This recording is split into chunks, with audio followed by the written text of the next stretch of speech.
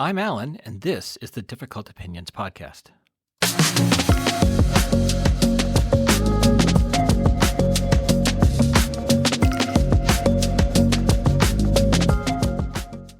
America is in a full-blown crisis. There have been many over the years, some resulting from military action, such as the illegal Gulf Wars, the invasion of Afghanistan, and the invasion of Panama. Others were domestic, like the economic crisis in the 1970s, when an oil embargo from the OPEC nations caused gasoline prices to soar beyond people's ability to pay. In 2008, we experienced a financial crisis where large banks were allowed to be both depository banks and investment banks. This led to these banks to lend money to anyone with a heartbeat, making it possible for them to buy homes with no money, while the banks got rich on huge fees. This ultimately resulted in the failure of the big banks and insurance companies, and people losing their homes, people losing their jobs, and ushered in a widespread and terrible economic recession in the years that followed. We also encountered a crisis during the election of 2000, when Al Gore and George W. Bush seemingly won the same number of votes, except for a disputed election in Florida concerning paper ballots, which gave us the famous hanging Chad.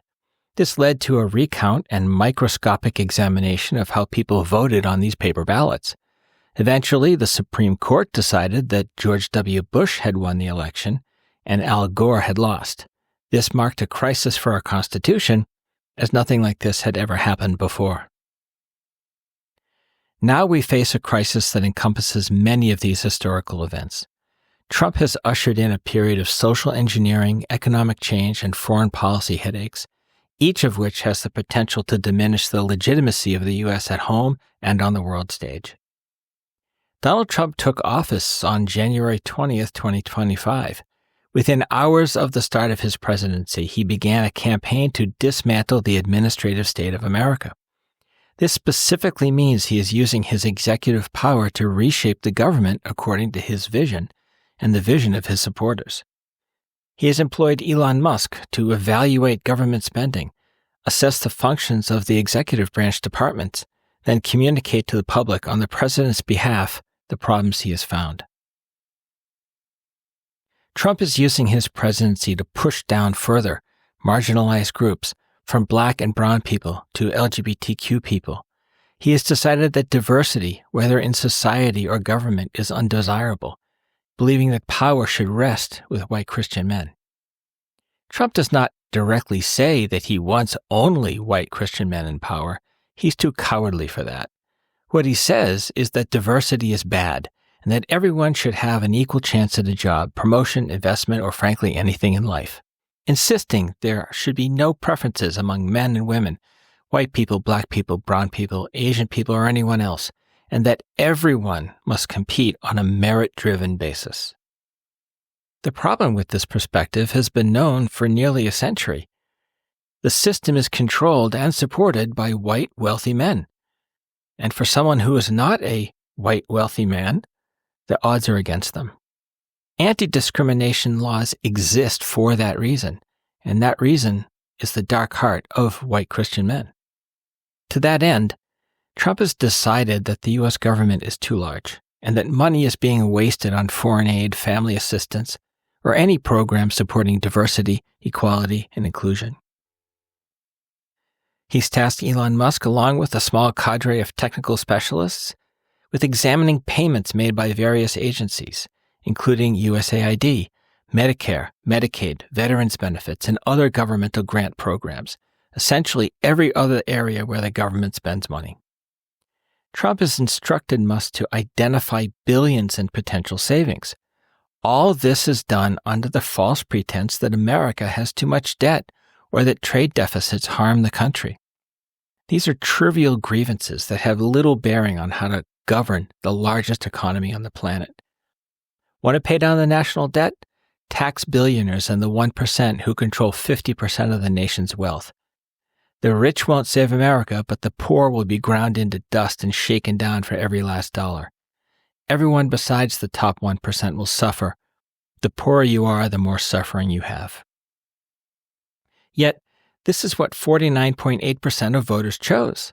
They believe that America can be made great again, which to them means that rich white people will hold all the power, while everyone else will be subservient to that power. I don't think this is a controversial statement. I believe it's a straightforward and clear message.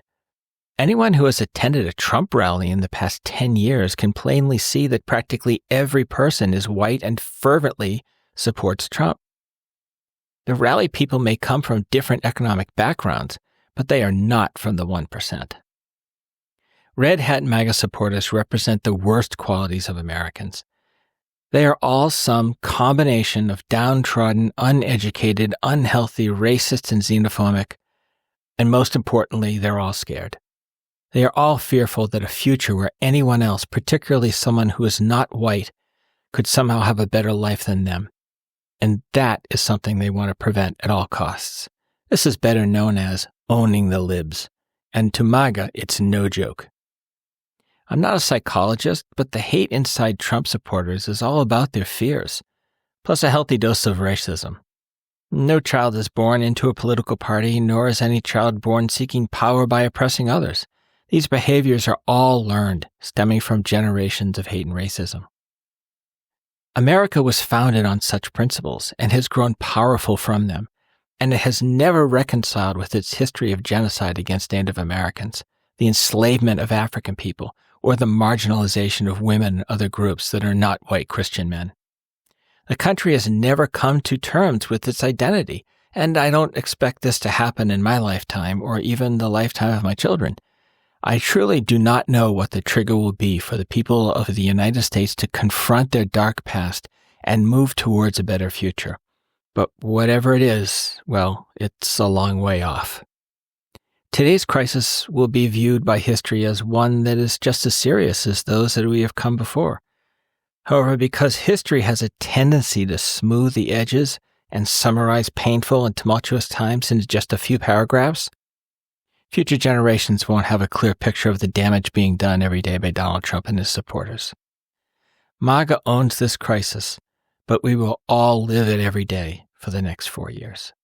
Thank you for listening to the Difficult Opinions podcast. If you enjoyed today's episode, please take a moment to like and subscribe.